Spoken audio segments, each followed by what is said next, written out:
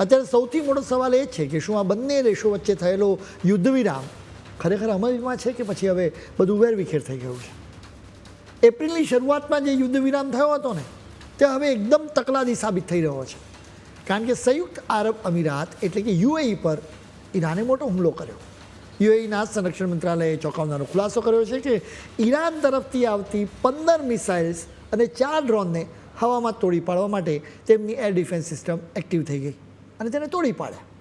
જોકે આ હુમલાની અસર જરૂર થઈ. એક ડ્રોનના કારણે ફુજેરાના પેટ્રોલિયમ ઇન્ડસ્ટ્રી ઝોનમાં ભીષણ આગ લાગી, જેમાં 3 ભારતીય નાગરિકો ઘાયલ પણ થયા છે. દરિયામાં પણ એક માહોલ ગરમાયો છે, કારણ કે બ્રિટિશ સેનાના મતે યુએઈના કિનારા પાસે 2 માલવાહક જહાજો અત્યારે સળગી રહ્યા છે. ફુજેરાઓમાં થયેલા હુમલાની ભારતે આકરા શબ્દોમાં ટીકા કરી. આ હુમલામાં 3 ભારતીય નાગરિકો ઘાયલ થયા હોવાના સમાચાર સામે આવતા જ ભારત સરકાર એક્શનમાં આવી. વિદેશ મંત્રાલયે સ્પષ્ટ શબ્દોમાં કહી દીધું કે નિર્દોષ લોકો, ઉદ્યોગો અને રહેણાંક વિસ્તારો પર કરવામાં આવેલા હુમલા અમને જરાય મંજૂર નથી.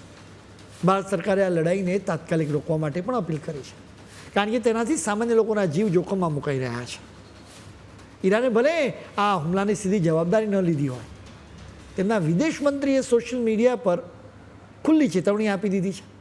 તેમણે અમેરિકા અને યુએઈને સાવધાન રહેવા માટે કહ્યું છે કે તેઓ ફરીથી મુશ્કેલીમાં ન ફસાય એ ધ્યાન રાખે. આ તરફ યુએઈએ આને દગાબાજી ગણાવી અને ઈરાનના આક્રમણની કડક શબ્દોમાં નિંદા પણ કરી. સોમવારે આખા અમીરાતમાં ભયનો માહોલ હતો, કારણ કે લગભગ 1 મહિના બાદ પહેલી વખત મિસાઇલ હુમલા માટે એલર્ટ જાહેર કરીને લોકોને સુરક્ષિત જગ્યાએ છુપાઈ જવા માટે કહેવામાં આવ્યું. દુબઈ અને અબુધાબી આવતી ઘણી ફ્લાઇટ્સને રસ્તામાં જ અટકાવીને પાછી વાળી દેવામાં આવી.